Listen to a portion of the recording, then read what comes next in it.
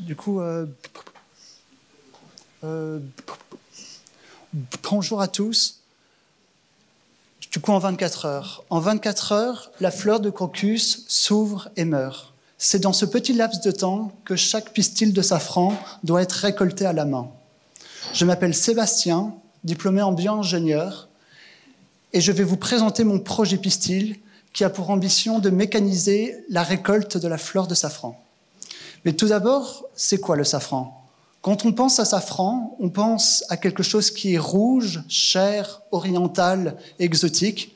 C'est effectivement une épice utilisée dans les paellas, par exemple, mais c'est aussi un médicament et un produit de bien-être utilisé dans la cosmétique.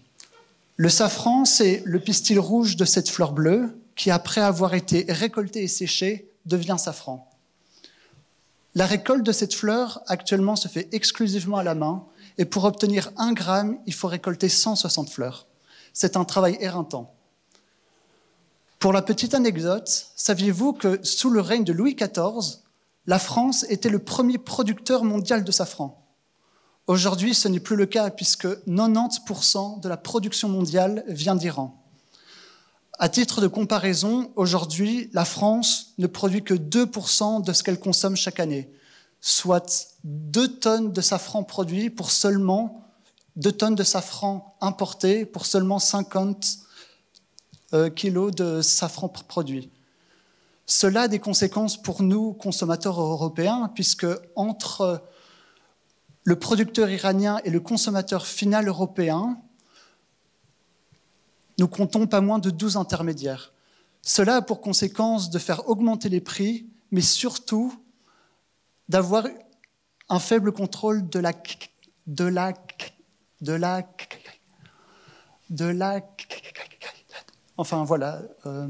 un faible contrôle de la qualité, ce qui engendre beaucoup de fraude.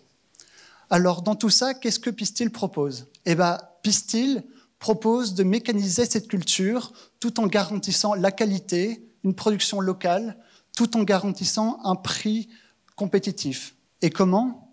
Grâce à la Fondation des générations futures, cela permettra de mettre au point 2 prototypes, une première machine permettant de récolter la fleur et une seconde permettant de séparer le pistil de la fleur.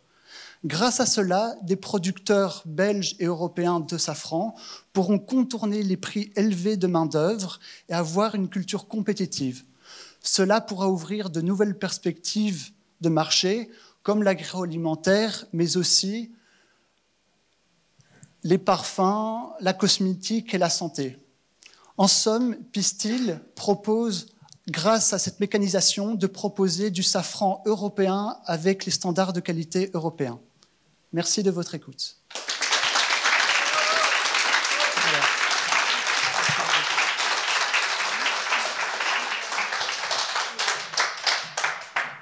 Maintenant, on va passer au moment de questions-réponses. Est-ce qu'il y a des personnes dans la salle qui ont des questions pour Sébastien? Oui. Vous êtes les premiers au monde pour inventer cette machine? Alors, il y a eu quelques tentatives qui ont été faites. Et la première était de récolter la fleur. Et là, au mois de septembre, j'ai fait quelques essais et ça avait l'air assez concluant. Du coup, je continue sur cette voie. Et il y a quelques prototypes qui ont été faits, mais ça n'a jamais marché. Je ne sais pas pourquoi ça n'a pas eu une suite. Mais merci.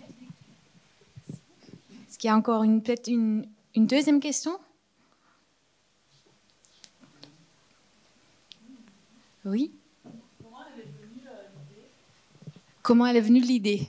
Alors, l'idée, elle est assez lointaine. Elle est venue avec le confinement.